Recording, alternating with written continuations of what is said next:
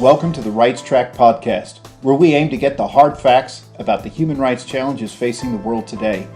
I'm Todd Landman, and in today's episode, we're asking, do NGOs matter? My guest is Amanda Murdie, Associate Professor of Political Science at the University of Missouri, who's been investigating how and when NGOs really make a difference. So welcome, Amanda. Thank you for joining us from all the way from Missouri. Yeah, thanks for having me. So you're most welcome with us today. I know there's a lot going on at Missouri and a lot going on in the United States at the moment, but we're going to focus our attention today on the role of NGOs and their work in the human rights field. But I'm going to start first by just saying that an NGO is a non-governmental organization. These are private, not-for-profit organizations. They vary in size and shape all over the world, and they exist at the domestic level as well as the international level. So I guess my first question to you is, what sorts of NGOs have you been investigating? Are they the domestic ones, the international ones, and are the human rights ones, and also ones that maybe work on different issues? I would say all of the above. Most of my work focuses on international NGOs, and we define an international NGO as an organization that's involved in at least 3 countries at the same time. I usually focus on international organizations, probably because I'm an IR scholar, an international relations scholar, and so we like to focus on how things at the international level affect what's going on locally, so how a government treats their own citizens. Most of the time, I focus on organizations that have a human security focus, so they're either focused on freedom from fear, so we would think of those as human rights organizations, or they're organizations that are focusing more on economic, social, and cultural rights, or the freedom from want, and those would be things like development NGOs or health NGOs. So just to clarify then, the economic and social rights claims are rights that are articulated in the International Covenant of Economic and Social Rights from 1966. This came into force in 1976, but it does specify a set of rights like the right to health, right to food, right to education, and really concern the sort of social welfare of people.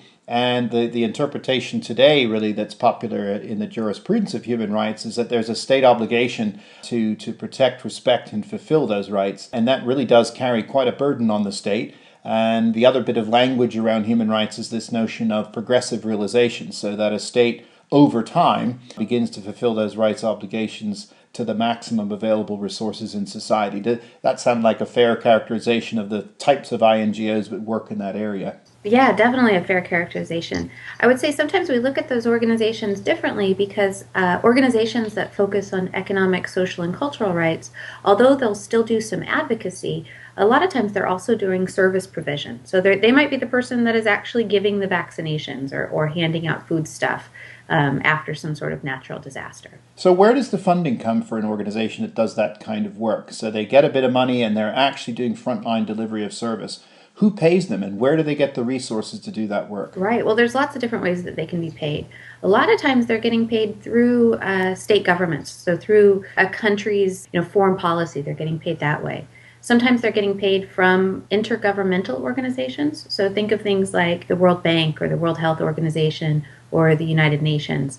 Sometimes they're getting their money completely from private organizations or from private individuals. So they're looking at big donor foundations. Think of something like the Ford Foundation or Open Society. And sometimes it's just really small donations that they're getting either from people who are donating for some sort of religious reason or for some sort of personal reason. And who coordinates all this activity? It sounds really strange that there's sort of a decentralized distribution of resource, that some organizations are private, some are public, some are single organizations, others are intergovernmental that are giving money to third parties to deliver these services. So I'm curious about coordination. I'm also curious about accountability. So how accountable are these organizations for doing what they say they're going to do in the field? Oh, these are big questions, and these are big problems in the field of NGOs and in the field of just supporting rights and supporting the service delivery on the ground.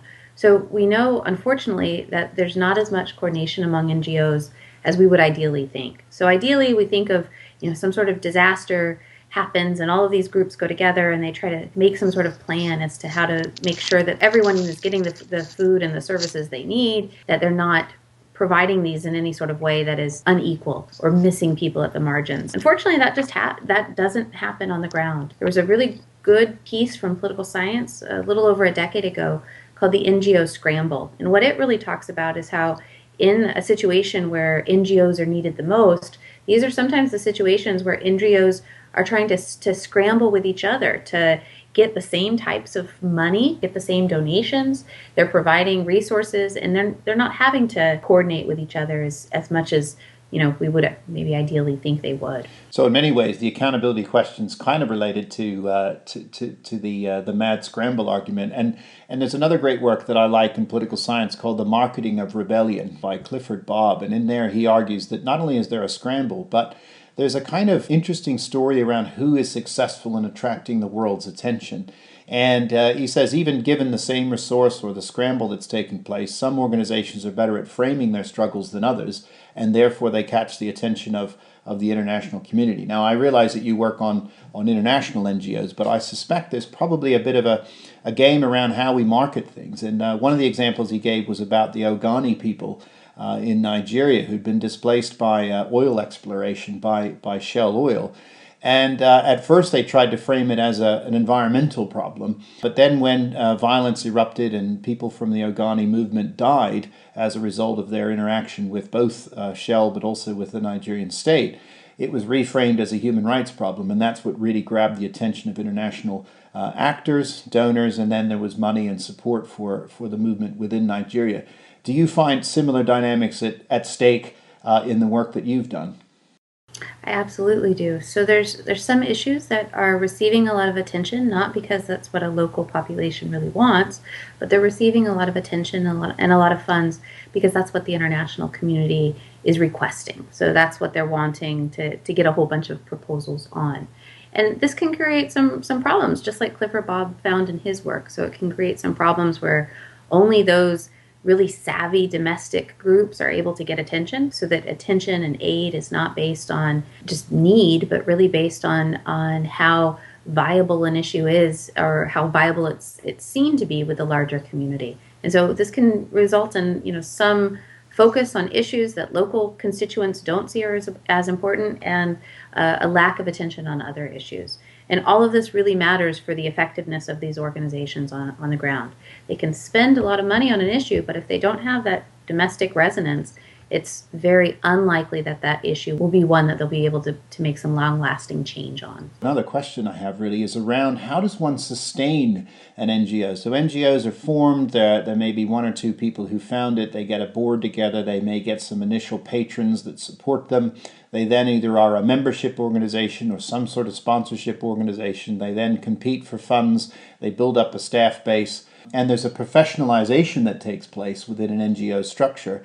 But at the same time, there's an overriding concern of the financial sustainability of NGOs. So how do they keep it going? How does something like Amnesty International or Greenpeace or ActionAid or any of these really big INGOs keep it going? What is it that sort of explains the success in maintaining their organizational structures and their sort of financial sustainability? This is a great question, Todd. Elizabeth Bloodgood, and they're doing some work on NGO death. And so I wish we knew more about this, about how long NGOs typically last and what are the factors that lead to them dying out. Because we do know that the vast majority of NGOs aren't those long-lasting large organizations that you just mentioned. So a lot of them are mom and pop organizations or a few people that come together over an issue, and for a variety of reasons those types of NGOs can never make it to the main stage. So I think that's definitely an issue that we need to, as scholars, look at a lot more.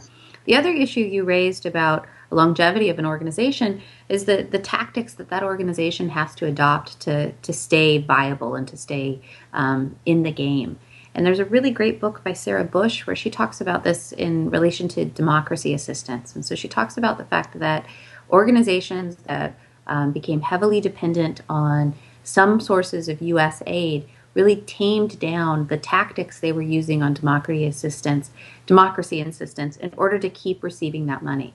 And so over time, you can see a changing of what organizations are focusing on in order to remain viable and to keep in business. You definitely see, just like you said, this professionalization. So more report writing, more hiring of people who have experience in NGO operations or who have master's degrees in public policy and that sort of thing. And so you see this professionalization of the NGO sector over time. So a few years ago, I did an analysis and an evaluation for the Ministry of Foreign Affairs of the Netherlands, and the question they were asking was, we spend several €100,000 per year on a series of human rights NGOs, and we want to know whether what NGOs are telling us they're doing, they're actually doing. So it was a real interest in accountability. And one of the organizations I analyzed was Penal Reform International. And here's an organization that works for prisoners' rights, but also prison conditions and sentencing and a range of issues associated with prisoners around the world. But one of the things that fascinated me was that they were doing some work in Rwanda after the terrible events there, and they discovered that about 135,000 men were in prison. And this took them out of the economy. So Penal Reform International had international money, and they started to train these prisoners how to make things like bricks, beds, houses, etc., in the view that they would give them some skills, some transferable and tradable skills, so that when they came out of prison, they could actually contribute to the economy again. And so here's a putative kind of human rights NGO working on things like incarceration and prisoner rights that was actually teaching people how to build bricks and houses. And I just wondered if you found in your work on INGOs that there is this kind of movable feast, if you will, between the activities NGOs get engaged in, precisely for the reasons that I illustrate in that example. The comparative advantage for NGOs is really being innovative, just like your example showed. So an organization can go in, they can say, look, what we're doing isn't working. We need to think about this in a different way. And unlike a state government or a military, they can change quickly. And I think this is why having multiple NGOs active within a community, even though it can lead to all these problems of cooperation that we talked about earlier, this is also why it's a good thing. And that's because multiple NGOs can take different paths to all reach the same overarching goal. And if they can cooperate, then we have the best of both worlds. We have innovation in lots of different directions, and we also have people coming together with this idea of the same goal. That's great. So the original question we asked was about whether NGOs make a difference, and I think we need to nail that down. So years ago, about 1999, and then again in 2013, there were an edited volume called The Power of Human Rights. In that book, I felt in 1999, the argument was that NGOs advocating for human rights can make a difference, but the difference they make obviously is subject to a number of contributing factors at the national level, but also at the international level. And one of the sort of theories, or one of the sort of concepts they use, was this notion of a transnational advocacy network. And they break it down into the fact that there are groups at the national level that want to change the human rights situation, but for whatever reason they find they cannot. So they might live in situations where the government is highly repressive. So they articulate those demands to a level that's above the country, but not all the way to the United Nations. So it's this sort of middle ground, if you will, between international organizations like the United Nations or the European Union, for example, and state levels that your examples of INGOs are operating. And this notion of a network of INGOs, this transnational level, is something that can bring about real change at the ground level. And I just wondered what your reflections were, sort of many years after that book came out, even after a couple of years after the follow-up book came out, in your experience working with INGOs, how much of that framework is helpful, and what does your research show for the real impact of NGOs? I really think my whole career has been trying to find ways to test the empirical implications that come out of that book, especially on the large scale. And it's remarkable. There's a lot of empirical implications that come out of that book that I think I found some support for, at least on the large scale. So when you say large scale, have you been doing sort of quantitative analysis? So you're looking at many organizations over time and space. Is that the sort of analysis that you've conducted? I'm the kind of person that likes numbers, and so I've looked at these questions looking at a large number of countries, so sometimes 100 countries or more, so 1980 to the present usually, or 1990 to the present, and looking at a large number of organizations. So I've worked to try to capture what these organizations are doing and the attention these organizations are receiving.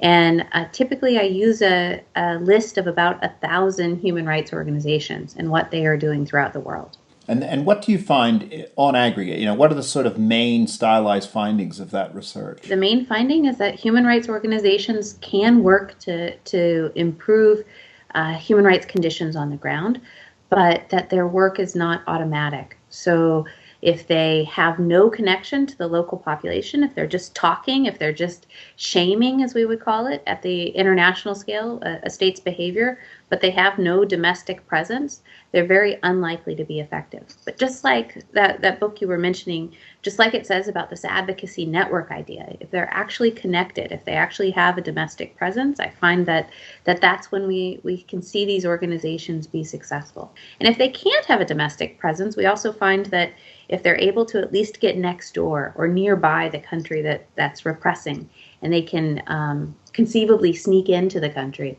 that we also find that they're effective at changing human rights behavior on the ground, that they're actually make things better off for the local population. So it sounds to me like, the networks work, proximity works, but there's also a lot of risk involved in this work. So you were talking about getting close to the action, maybe getting into places that they should, have difficulty getting into.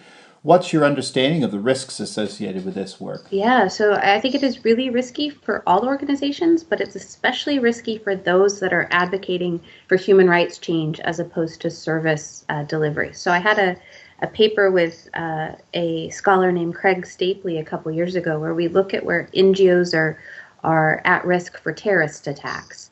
And what we find is that it's the human rights organizations, and they're being really an alternative to terrorist organizations and countering what the state is doing, that their behavior can actually put NGOs at risk. And they not only those organizations, those human rights organizations, but just all organizations. It can make this situation where the organization is seen as an other or as a risky alternative to what's going on domestically. And that can create an outbidding process, or a process where the terrorist organization is really threatened by what's going on. So I want to ask you a few more questions, if I may. And one is about the motivation for the work that you do. I'm curious, what got you interested in this topic? You wake up one day, look out of the world, and you say, that's what I'm going to work on. Why is it that you work on NGOs, and why did you take the particular approach that you took? My work on organizations started early. So I had a father that was really active in environmental causes, and he worked for the state government. So he worked for the U.S. Fish and Wildlife Service. But he could see that there were things that were being done by NGOs that were very quick. So if you wanted something done to protect animals, an NGO was much better to get that thing done quickly as opposed to focusing on a government channel. And so I think I grew up at the dinner table hearing these things about how NGOs were able to get things done quickly. And so when I started studying international relations as an undergrad, I really gravitated to what was going on that local people like me were involved in. And once I read Keck and Sakink and Risa Rop and Sakink, I think that's when I was like, okay, there's some great theory here, and we need some of these theoretical arguments to be put to the empirical chopping block. We need to see whether they're actually working or not. And that's really interesting. So, you've gone from the ground up, you've done this sort of systematic data set construction and statistical analysis, and find that, a quite nuanced answer. They matter, but they matter if they're close and they're networked, etc. So you've corroborated in many ways the hunches and the theories that were in those earlier works that inspired you. So that's a good news story for the social science endeavor, but also for the endeavor around advocacy for human rights. Because sometimes I think people get a bit frustrated and they think, is it really worth it? And is all this money going to good use? And actually your empirical results suggest that it probably is worth it, and most of it's going to good use. Is that a fair characterization? I think that's fair. I think not all of it is, and in not all situations are NGOs successful. So in my book, when I focus on development organizations and getting people access to clean water and those sort of things, if NGOs are involved in very corrupt states, they're likely to behave as corruptly as the government's behaving and be really ineffective at getting change on the ground. I want to finish by just asking it's probably a personal question, but you have a reputation for being a goat keeper, and I think this might be interesting. When we talked about having you record a podcast with us, there's been some interest out there in